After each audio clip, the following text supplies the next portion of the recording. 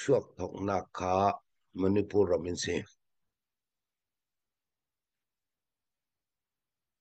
mshio an throi tu bi kha paulian thang zosta paulian thang sima thong kha zo ko som kwa le paruk ronga si I aravi bawi koram sungi ummi zomi khat amanten tele chu khana chan laya chu khok sungi miswal le thadu lo kol chau zani a pin mu anei mi pol kha pol kha an valut ti tu nuwa ZRA Eastern Command ti kha anding sali aneta a Manipur ummi ZRA Western Command pol kha India chawza thon 6 fire an to I ne cha song tat vekin an umi India chawza in lakha an nga I Eastern Command poli chu oram sunga khatin an changwai fiang ten kasim ding fiang ten kasim ding afe vi vawi atuani andin thok dan khachu athakau mipun pakhan ni antum tami kha ke ka thau khan kau Eastern Command pol ni khachu Coral Cup min ong lai ni ana ating lan uting sing chan lai sin tla si se an na tuan big chu Bingkhin in Texan lak set chi an kau tua kan fenak kan umnak ZRA thing chung ne mi sunga chu atlangin Bingkhin opiam Bingkhin in chun rit thai si in sum ahol mi poisa ahol mi polkha an ram sunga alwala zet azalen zet lui an thing chung nak zampi khilam tui khyang zang te pol chu tang pipin kha atang pipin kha Bingkhin the se ko kha Bingkhin in kha set chi an kau Texan lak ral thua man lei yang u ti chen manan nei lo an Bingkhin khanga ral athomia ke chu ko mu chun tu nu chu Western Command le Eastern Command kha achan le an du chana chu Western Command tanga Eastern Command hi kan lawan ti an du chana chu mun khatan silala an na tuan bik chu kami Bingkhin kasi Bingkhin long te si chuna ton zang miu kan ting atla khana pin khorwat tinga in khata hi khote poli bing hi chuai hralengan nei che khapol kha kan ting le kan long sak le yang se an eiding kha kharwa ta tul kan chen mi phundang kan chen mi pol dang vekin lau pachang lau thil dang an to pai non lau an mi pi ta Bingkhin long in an hall kami kha asa thu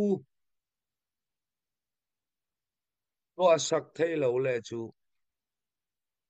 mi pi kha eiding an nei lo ding kami a thil pakhatte karel tel du mium Coral Cup CDM to mi pol an Eugene hau pan nak tha te an nei lo ruanga halama Bingkhin aluk tama vatwan ta tampianum ve Bingkhin long te si Churanga ZRA Eastern Command chu an na tuan bik chu Bingkhin ni tax lak Bingkhin ni sin poisa hol rit thai se poisa hol si kan ni CDF wal ngau ram in muthai lo nak ta wal ngau ram sunga simi wal ngau ram ha long chungi kan lak thang tika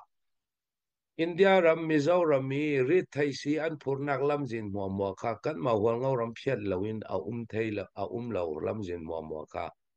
kha kan control kan thing chuk tika an mui si walam jin polmo mo apiti in muthai lo si bi kau Putyum na ka tedim tui thang phaiza buk phir fartang kothar chawleng tedim ngente chawleng darkhai na lan lamzin zampui vai mun kon lamzin pol kha hual ngau ram phial lawin a fe lo tika kha pol kha kan peisu tika kha kan ni chu ri theisi atakit kan kai nga ngai chu thami ruanga khashi in muthei lo nak bik chu na tuana ol bik bi bingkin lai tlang khot lai tlang ngi khote pol ni khat voi khat lo an wat mi nakin an bingkin pol kha kauson tu chan hi bing an ting chan si thang bing kung pol arau thang an nai thei non lo an nai a chem thang khami khati an bing e an nga mi bing pol kha hur suak na ding lam zen an hol a tul Manipur lam le Mizoram lama an purlut nak ding Mizoram lam purlut nak ding pol mo ka kan kham the karuanga tu le tu in rakam mi si kanum nak pol chuanga ZRN hi Western Command ni atum ta mi chu atwa ni arak tum ta mi chu thil tha ja chi ko